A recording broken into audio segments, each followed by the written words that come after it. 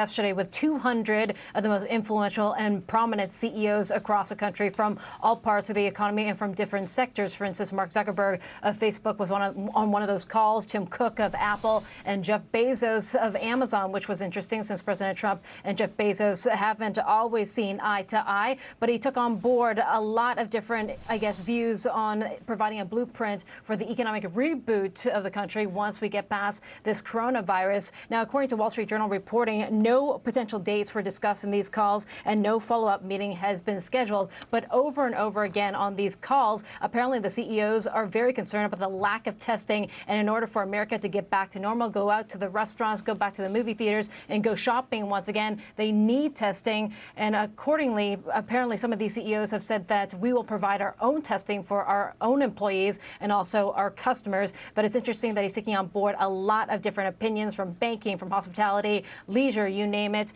And this is what America needs right now. It was not meant to be closed. It's meant to be open and business back up and running. The shareholders can go ahead with their lawsuit against Elon Musk and Tesla for claiming that they misled shareholders, and Musk in particular misled shareholders and tried to defraud them and cause all this stock volatility with that August 7th, 2018 tweet when he says taking Tesla private at 420. Who knows if that was a reference to a certain date that has to do with cannabis, but he says funding secured. And obviously this did not turn out to be the truth. And this caused actually the stock to spike, and some would say killed some of the shorts out there. Now, as for his settlement with the SEC, he was forced to step down from the chairmanship as a result of that tweet. He paid a $20 million fine, and all his tweets now have to be edited by the communications department. But shareholders will also get their day in court as well to see if they can get some sort of settlement from that infamous tweet. However, 420, look how far away we are from that so-called price line when he said he was going to take the company private.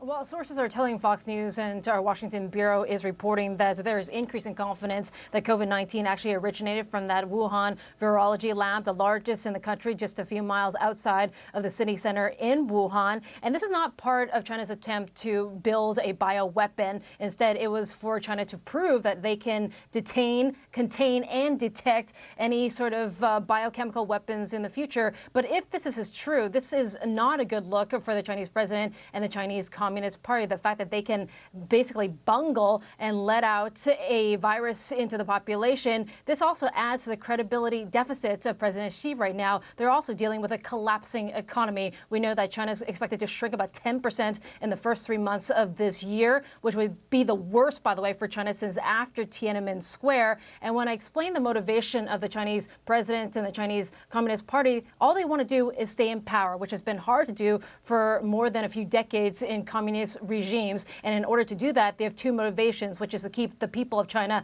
healthy and rich, and two problems that they're grappling with right now. And Stu, I would say that this is pretty much a sharp deterioration between the two largest economies in the world.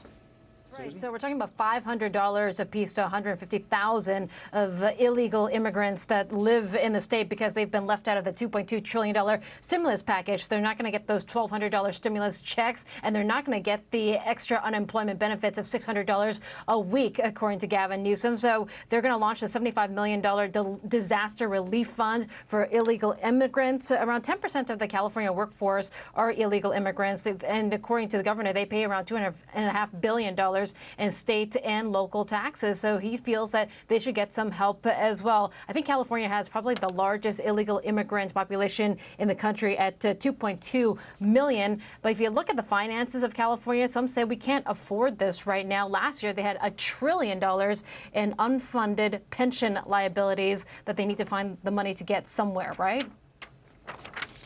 I just want to see if there's any opposition to that. What is the reaction to paying illegals? I mean, what's the reaction to this? Well, the Senate Republican leader, Shannon Grove, for instance, says that we should be spending this money on food banks, equipment for students to continue their education online, and local governments that are dealing with revenue losses. So we can't afford this. But Gavin Newsom feels that there are people that are underrepresented and not taken care of right now that do contribute to the economy.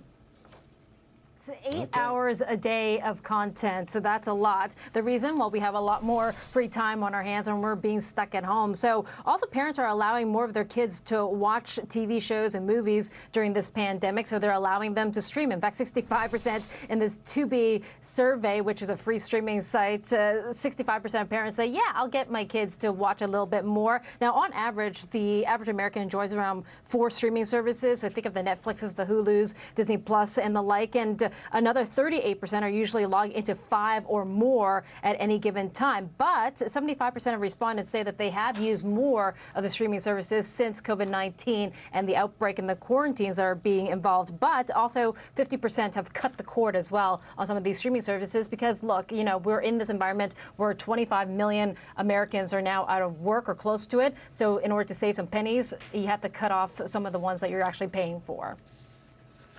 Yeah, it looks like they are reopening their stores, or they're attempting to at this point. We just heard from Kevin Johnson just sending out a memo to those in the media saying that we are preparing to reopen cafes as local coronavirus conditions allow. So we have this reopening announcement later on today from President Trump and hopefully some of the governors in terms of which states will reopen first. And Starbucks says we are preparing for that. Starbucks has shut all their restaurants across the U.S. Only carryout and delivery have been available. So it looks like big companies are also preparing for this reopening of America's economy as well.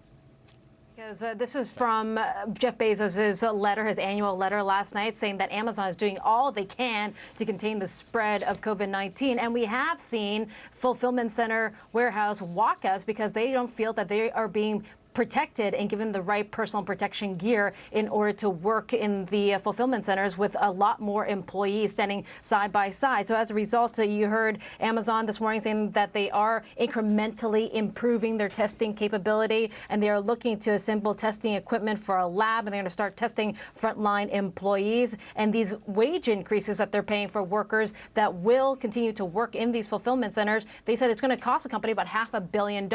We know that Amazon is experiencing a spike in orders right now, so it's helping their business, but they're also trying to protect their workers and probably protect their frontline staff and their reputation as well, Stu.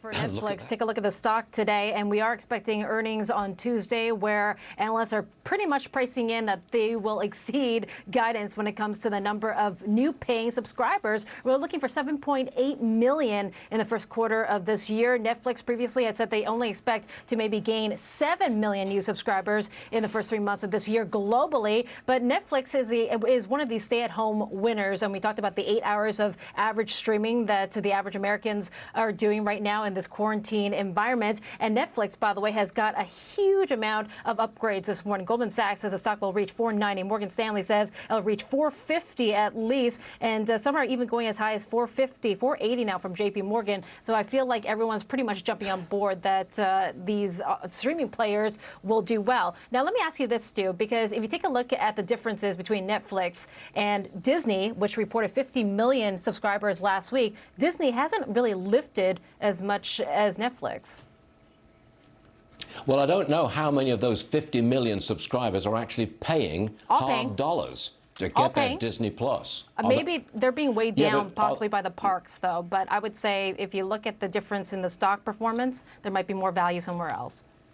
The Nevada governor says that there is no timetable right now, no firm timetable for the reopening of these casinos. But some of these casino operators have been some of the hardest hit on the markets. Not only are they dealing with the closures on the Las Vegas Strip, which attracts around 40 million tourists each and every year, but then they had those problems in Macau as well, which extraordinarily closed for 15 days, something that we have never seen in the gaming enclave. But in Las Vegas, meantime, it looks like casinos, they're toying with the idea of reopening, as we will hear from President Trump in the White House later on today. And if they do, how will this look? Well, they say that they might have some testing facilities on the side where casino operators and casino employees can go to get tested before they enter some of these properties. Also, they might be wearing gloves and masks in the future for those that actually work in the casinos in order to deal, which is something similar that Macau instituted as well. And they will be checking for guest temperatures, obviously the number of guests in the casinos at each time until we get get a vaccine will be limited. This is to show you, Stu, that video conferencing is here to stay. It's not just Zoom that's one of the main players, but you also have House Party.